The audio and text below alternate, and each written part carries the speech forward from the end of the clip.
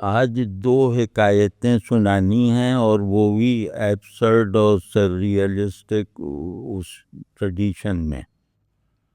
تو پہلی جو ہے اس کا عنوان ہے لائس ایکسپورٹ کارپوریشن۔ لائس یعنی جوئیں، ہمارے یہاں ایک ادارہ بہت پرانا ہے بھی، رائس ایکسپورٹ کارپوریشن۔ تو عالم اسلام کی مسلسل معاشی کفالت کی وجہ سے پاکستان دیوالیہ ہونے جا رہا تھا۔ پاکستانی افواج اور پاکستانی عدلیہ نے پاکستانی وزیر اعظم پر دباؤ ڈالا کہ پاکستانی وزیر خزانہ کو فوراً امریکہ روانہ کیا جائے۔ وزیر اعظم نے کابینہ کا ہنگامی اجلاس طلب کر لیا۔ وزیر خزانہ کو 2 دن کا وقت دیا گیا کہ ضروری کاغذات تیار کر لیں۔ اجلاس برخاست ہوتے ہی وزیر اعظم وزیر خزانہ کو ساتھ لے گئے۔ پاکستانی وزیر خارجہ لڑاکا عورتوں کی طرح ہاتھ ہلا ہلا کر چیخنے لگے، بتاؤ پاکستانی وزیر خارجہ پاکستان میں سڑتا رہے، یہاں کے حبس، تعفن، لوڈ شیڈنگ اور ڈینگی مچھروں سے جوجھتا رہے، اور یہ خالی تجوری کا لال بیگ ڈپلومیٹک پاسپورٹ کے مزے اڑائے۔ اب دوسرا حصہ، پاکستانی وزیر خزانہ امریکی وزیر خارجہ کے دفتر تشریف لے گئے، انتظار گاہ میں بٹھا دیے گئے۔ خاصی دیر ہو گئی، بیکار بیٹھنے کو ملک و قوم کے لیے برا سمجھتے تھے، اس لیے سر کھجانے لگے۔ 1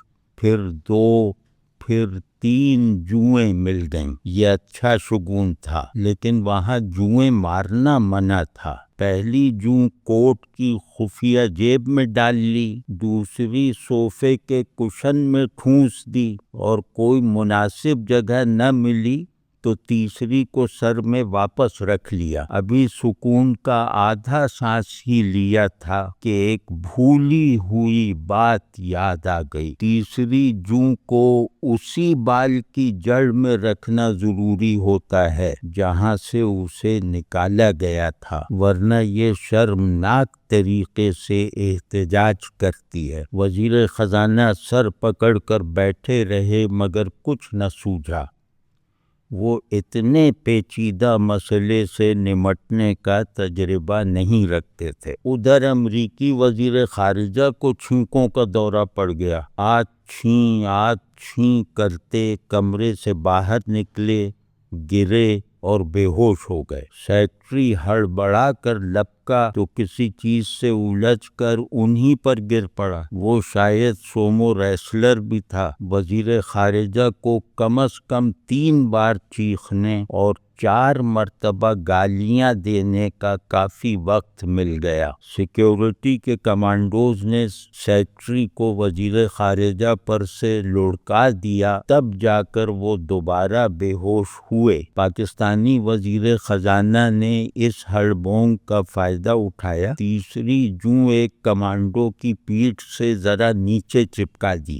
ایمبولینس پہنچی۔ پاکستانی وزیر خزانہ ایمبولینس تک آئے۔ ایمبولینس چلی گئی۔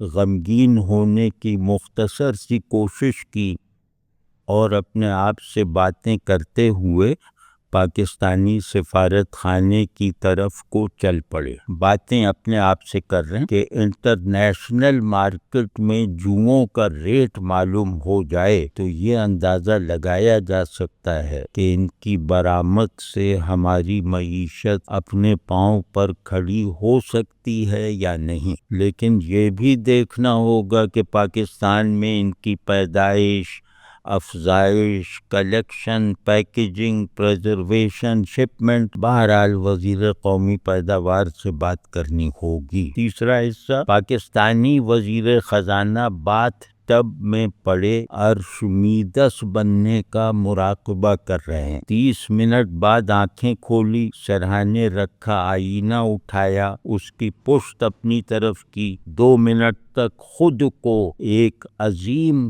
بہترین خوشی برداشت کرنے کے قابل بنایا، آئینے کا منہ اپنے رخ پر کر لیا۔ آخا تو یہ ہے ارشمیدس، اس کا اصلی چہرہ۔ کل پہلی فرصت میں وزیر تعلیم، وزیر سائنس و ٹیکنالوجی، وزیر اطلاعات و نشریات، وزیر اقلیتی امور اس پہ غور کیجیے گا کہ اس کی کیا ضرورت ہے یہاں۔ وزیر اقلیتی امور، وزیر قانون، اور چھوڑو اتنے ہی بہت ہیں، حد ہے۔ اسکول، کالج، یونیورسٹی، ہر جگہ ارشمیدس کی جعلی تصویر دکھائی جا رہی ہے۔ اسی لیے تو ہمارا دفاعی، عدالتی، سیاسی نظام فون کی گھنٹی بجتی ہے۔ اب یہ فون ریسیو کر رہے ہیں، ارے سر آپ یقین نہیں آ رہا، میری تجویز ملاحظہ فرما لی اور ایک اعلیٰ سطحی اجلاس بھی۔